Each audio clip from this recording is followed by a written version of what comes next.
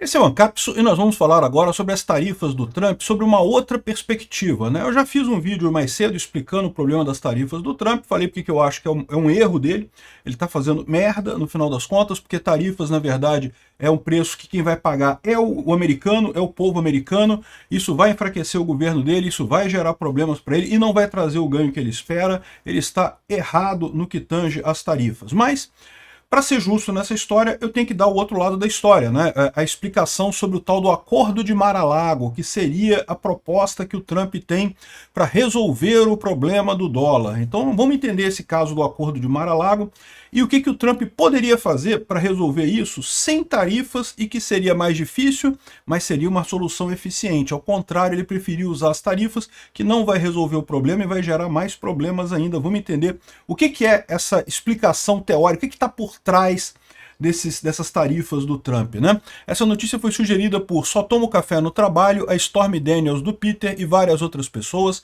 Obrigado aí ao pessoal que sugeriu notícias lá no nosso site, no visãolibertaria.com, e obrigado a você que está assistindo o nosso vídeo. Se você gosta do nosso conteúdo, por favor, deixe o seu like e se inscreva aqui no canal, né? Pois bem, qual que é o tal do Acordo de Mar-a-Lago? Eu já falei sobre isso aqui no canal também, mas eu acho que vale a pena trazer de volta, porque justamente com o Trump botando esse monte de tarifas, todo mundo vendo que o mundo vai entrar numa recessão e coisa e tal, o que é esse acordo, né? Porque, veja, uma coisa que você usa tarifas é para velha retórica de favorecer a indústria nacional. Eu já falei para vocês que isso é uma papagaiada que não resolve problema nenhum. Tem gente dizendo que não, que o Trump está aumentando tarifa para fortalecer os empregos nos Estados Unidos. Para com isso, acabou, não tem esse negócio não, gente, para com isso. Você vai, é igual as blusinhas aqui no Brasil. O Lula botou taxa nas blusinhas da Shein e da Shopee. Milhares de pessoas que compravam blusinha baratinha no Brasil não conseguem comprar mais. Em troca disso, teve o quê? 200 empregos, 300 empregos que foram salvos com isso. Pô, que absurdo, cara. Você prejudicou milhares de pessoas para ajudar meia dúzia de empresário brasileiro e uma centena de empregados aqui. Que história é essa? Essas pessoas têm que procurar outros empregos. Esse recurso está sendo desperdiçado no Brasil. Esses empresários têm que abandonar o negócio deles. Se eles não sabem fazer comércio bem, tem que abandonar o negócio deles e fazer outra coisa. Plantar batata, plantar laranja, sei lá, fazer uma outra coisa da vida deles. Eles não servem para comércio. Se precisa de taxa de importação para sua indústria funcionar, você falhou na vida, né? Venda a sua indústria e vai fazer outra coisa. O ponto é esse, né? Essa ideia de que vale a pena você sacanear toda a sua população, proibir todo mundo de comprar coisa, botar tarifa em todo mundo para ajudar uma meia dúzia de pessoas para dizer que tem indústria nacional, é uma besteira. Ah, mas é para questão de guerra, se a gente tiver uma terceira guerra mundial, tem que ter indústria no país e coisa e tal. Lorota, esquece isso. Todas as linhas de produção, todas as cadeias produtivas passam por inúmeros países hoje em dia. Não tem como nacionalizar tudo. Nunca teve, na verdade, na história da humanidade, nunca teve essa situação de você ter tudo no mesmo país e coisa e tal. Sempre se dependeu de alianças, de acordos, de você fazer alguma forma de atender a sua indústria, porque não adianta, nem os recursos tem todos em um lugar só. Então não existe isso de proteção contra a guerra ou proteção contra uma pandemia, né, trazendo todas as indústrias para o seu país, né? Isso é um erro, isso tem até um nome, mercantilismo. Era uma coisa que acreditava-se que era boa, lá em 1800 ela vai pedrinha e já foi abandonada essa história de mercantilismo. Isso é uma besteira, isso não resolve problema nenhum, todo mundo já viu que só piora a situação no final das contas, né? Essa estratégia não é, porque isso já é jogado fora na história. O que me assusta é ver um monte de gente aqui no Brasil que concorda com isso, que acha que não, que o Brasil tem que subir impostos para proteger a indústria nacional. Eu quero que o empresário nacional se foda, todos eles. Se você não consegue ter uma indústria competitiva com os produtos chineses, fecha a porra da indústria e vai plantar batata, cacete. Não vai ficar sacaneando as pessoas todas porque você não consegue ser produtivo e competir com os chineses, pô. Ah, mas o problema é os impostos brasileiros. Ah, beleza, então você critica os impostos brasileiros. Você não pede mais impostos para as outras pessoas, você pede menos imposto para a sua indústria. Isso eu concordo, tem que diminuir imposto no brasileiro mesmo. O imposto brasileiro é um absurdo. Agora, querer botar mais imposto para você continuar vivo, não, porra, vai fazer outra coisa da vida, bicho. Tu falhou, tu é um merda, não consegue, né? Pede outra coisa aí, vai fazer outra coisa. Enfim, mas, de novo, isso aparentemente não é o que o Trump está falando, embora seja o sonho dourado de muitos nacionalistas brasileiros, a famosa direita sossa do Brasil, né, os socialistas de direita do Brasil, que adoram essa coisa, não, que tem que proteger a indústria nacional, bota imposto, não sei o que lá. Essa galera esquece, essa galera está no século XIX, lá em 1800 ela vai pedrinha, esquece isso, já foi abandonada há muito tempo. O que o Trump está falando é sobre o tal Acordo de Mar-a-Lago, né? E tem uma thread aqui do Students for Liberty que é bem interessante, porque ele começa explicando exatamente o que é aqui, ó. Não, as tarifas do Trump não é só sobre comércio, não é sobre isso, né? É parte de um plano mais elaborado. Você começa a ler aqui, eu falei, caraca, não acredito que o Students for Liberty vai defender o plano do Trump, e realmente não defendem. Eles explicam a parada toda, mas chegam à conclusão, no final das contas, que pô, que é uma bosta isso, que não resolve problema nenhum, né? Mas enfim, o que eles explicam aqui é o seguinte, qual que é o atual sistema, né? O sistema atual é o dólar como moeda de comércio mundial. Os Estados Unidos é a grande polícia do mundo, é o país que banca, né, toda a segurança do mundo, do comércio mundial e coisa e tal. Isso é uma coisa cara, não tenho dúvida nenhuma. O Trump vive reclamando de que, não, porque os Estados Unidos gasta muito para ajudar outros países e não sei o que lá.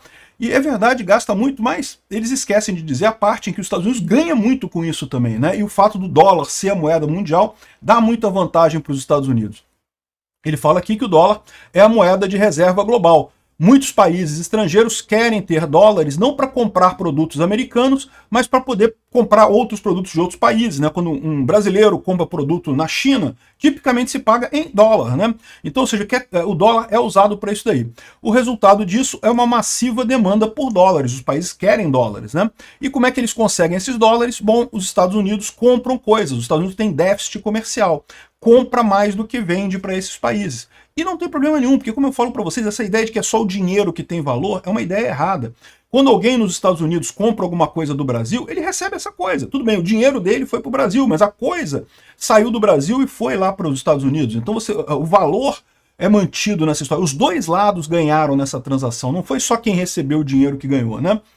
Ou seja, no final das contas, esse acordo do dólar como moeda de reserva é muito bom para os Estados Unidos, porque os países ficam querendo receber dólares, então querem vender para os Estados Unidos, acabam vendendo mais barato, conseguindo um preço melhor para lá e coisa e tal. Os Estados Unidos têm déficit na balança comercial, mas os americanos compram muita coisa que aumenta a riqueza deles, eles vivem muito bem por lá, né? Isso parece um acordo muito bom, e de fato é, né?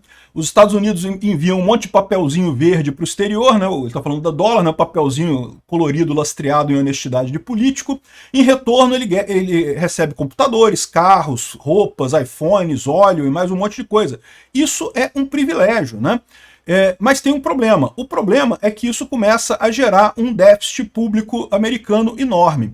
Mas aí que tá. O ponto que ele coloca aqui, ele vai explicar isso mais adiante, é que esse déficit público americano aqui deriva do fato de que o governo americano gasta demais. O governo americano fica complacente com essa história. Como é muito fácil para o governo americano crescer de tamanho, ele vai crescendo, crescendo, emitindo dinheiro, e isso é um problema. Mas o problema, repara, não é com a venda para o exterior. O problema é você ter um governo que começa a crescer de tamanho de forma descontrolada. É aí que o Trump deveria atuar mesmo. Essa parte que o Trump faz de cortar o Ministério da Educação, fazer o DOGE lá, cortar um monte de coisa de gasto da USAID, isso, eu estou 100% de acordo com o Trump, ele está corretíssimo nessa coisa. Isso é o caminho correto. Aí o que eles explicam aqui é que, no final das contas, o que ele está querendo fazer é usar as tarifas para ganhar esse aperto a partir dos parceiros. Ou seja, ao invés dele ter que fazer a diminuição do tamanho do Estado americano, ele quer que os outros países forcem os americanos a fazer isso. Por quê? Porque quando você bota a tarifa, a pessoa que compra nos Estados Unidos vai pagar mais caro. Então vai precisar forçar essa diminuição do tamanho do Estado, do tamanho da economia. Ou seja, no final das contas, é um problema, que você vai ter um monte de perda de ações americanas, porque as coisas vão ficar mais caras nos Estados Unidos. Quem paga as tarifas são os americanos, meu amigo, não é o brasileiro não. É igual quando fez a tarifa nas blusinhas lá da China, quem é que pagou as tarifas? Foi a empresa? A Janja falou a mesma coisa que o Trump, não, porque são as empresas que vão pagar a tarifa, não sei o que lá. Não, meu amigo, é você que paga, cara. Quem importa é que paga. O Trump botando tarifa, quem vai pagar são os americanos, né? E aí ele fala isso daqui, ó, no final das contas isso não vai trazer de volta emprego, esse papo de que vai trazer emprego, né? Ele fala aqui, ó, os anos 1950 nunca mais vão voltar, meu amigo. Aquela era da industrialização que tinha um monte de operário na fábrica, isso não existe mais. Mesmo na China, você fala na China, nas fábricas, muitas fábricas que tem lá na China, a maior parte é robô, meu amigo. Todo mundo fazendo tudo com robô, esquece operário, esquece essa coisa de industrialização, isso aí é passado, cara, isso já acabou. Pode ser até que traga alguma indústria para os americanos, lá para os Estados Unidos, até pode trazer, mas não vai trazer tanto emprego assim não. No final das contas, o que pode ajudar é meia dúzia de empresário. O povo vai pagar caro para ajudar meia dúzia de empresário. Ou seja, no final das contas, o objetivo desse acordo de Mar-a-Lago é manter o dólar como uma reserva, uma moeda de reserva, mas, de novo, usar o dólar dessa forma, você acaba prejudicando o valor do dólar, você aumenta o incentivo para outros países usarem outras moedas, né? Tentar forçar os aliados a absorver o custo desse ajuste americano que eles precisam fazer, enquanto quem deveria fazer esse ajuste é apenas o governo americano. O governo americano teria que cortar mesmo o gasto. Enfim, é um movimento amplo, né, forte, nacionalista e falho. É uma merda no final das contas, né? E o pessoal está falando que isso vai prejudicar os Estados Unidos, vai prejudicar a economia americana, vai prejudicar a imagem americana no exterior e pode gerar um monte de problemas. Então esquece esse papo de que o Trump está com um monte de... ele tem uma estratégia... Não, o Trump, como todo político, é um incompetente. Todos eles são. É um incompetente. De vez em quando até faz uma coisa certa ou outra, mas de via de regra erra. Caiu no papo desse pessoal, por quê? Porque é mais fácil cobrar tarifa do que tentar reduzir o tamanho do Estado. No final das contas, não vai conseguir nenhuma coisa nem outra do jeito que ele está fazendo, né? O que ele vai conseguir, como diz a Van der Leyen, lá da Europa, ele vai dar um golpe na economia mundial. Se preparem para uma recessão pesada aí, tá? O Trump está crente que vai conseguir isso daí e não vai. Outra coisa que o pessoal está falando, não, o Trump quer tarifa zero, que os outros países botem tarifa zero e acabem com tudo para ter reciprocidade. Olha só, não sei se vocês viram a lista de tarifas, o mínimo é 10%. Mesmo quem tem tarifa zero com os Estados Unidos botou 10% de tarifa. Não tem esse negócio não, esquece desse papo de coisa e tal. Veja, o México está tentando isso, Israel tentou isso, botou tarifa zero com as importações americanas, o Canadá está querendo também botar tarifa zero, o Milei está querendo tarifa zero, mas de novo, tarifa zero não resolve o problema do Trump. O Trump quer forçar uma diminuição do Estado americano por pressão externa.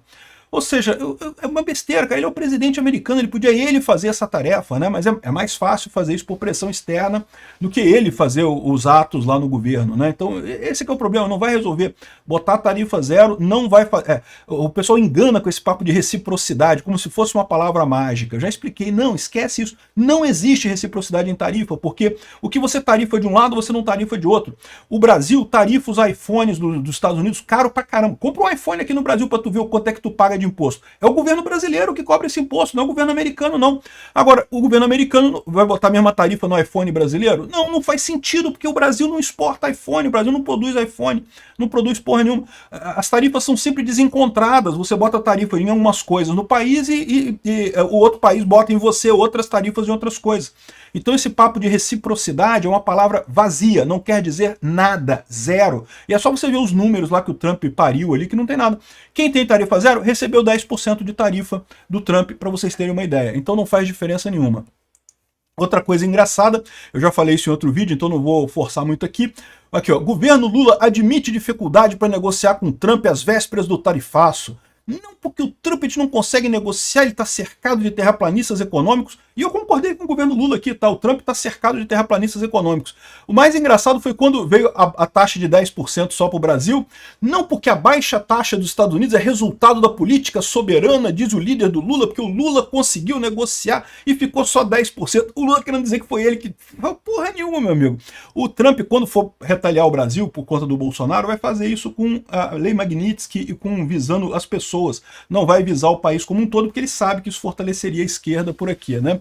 Então, o Congresso que se empolgou todo, não, porque temos que aprovar a lei de reciprocidade, não sei o que lá. De novo, reciprocidade é lixo, esquece essa porra de reciprocidade. Isso não quer dizer nada, é uma palavra vazia, que não tem nenhuma lógica, né? E como eu falei no vídeo de ontem também, o Brasil já poderia botar tarifas recíprocas se precisasse, não precisava de uma lei aprovada no Congresso, foi só uma cambada de congressista de bosta, uma cambada de senador de merda, querendo aparecer para dizer que não, vamos brigar com o Trump, vamos brigar com o Trump, cambada de otário, não precisava de nada daquilo. Bom, e outra coisa, o jornal americano coloca o Brasil como provável vencedor da guerra do Trump. Isso pode ser benéfico para o Brasil, tá? Porque, por exemplo, o Brasil vai poder fazer muito mais comércio com a China, né? Agora, já tem brasileiro reclamando aqui, ó. Setores da indústria brasileira poderão ser varridos do mapa. Empresário brasileiro, eu vou te ficar, meu amigo, vai plantar batata, vai plantar laranja, vai fazer alguma coisa da tua vida. Se tu é um empresário e tem medo de concorrência, tu não é um empresário, tu é um idiota, tu é um verme. é um funcionário público, no final das contas, né? Aqui, ó, o que o cara tá querendo dizer aqui? Ele tá querendo dizer que como a China não vai poder vender mais para os Estados Unidos, e aliás eu vou fazer um outro vídeo sobre a questão da China, porque a questão da China é bem complicada realmente. A China foi o grande alvo desse negócio do Trump, né? Como a China não vai poder vender para os Estados Unidos, ela vai tentar vender para o Brasil. Então o medo dele é que os chineses vão tentar vender para o Brasil e aí vai destruir a indústria brasileira. Olha só a mentalidade dos, entre aspas, capitalistas brasileiros, né?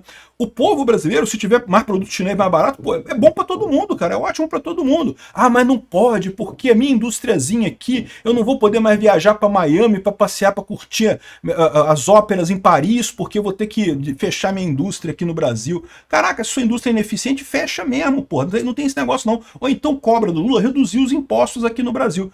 Já tem gente, mesmo com essa tarifa, olha só, mesmo sem o Brasil ter sido afetado por essa tarifa, já vai ter empresário brasileiro socialista de direita querendo aumentar a importação de produto da China, hein? Escreve o que eu tô te falando, hein? Sócia de direita é uma praga.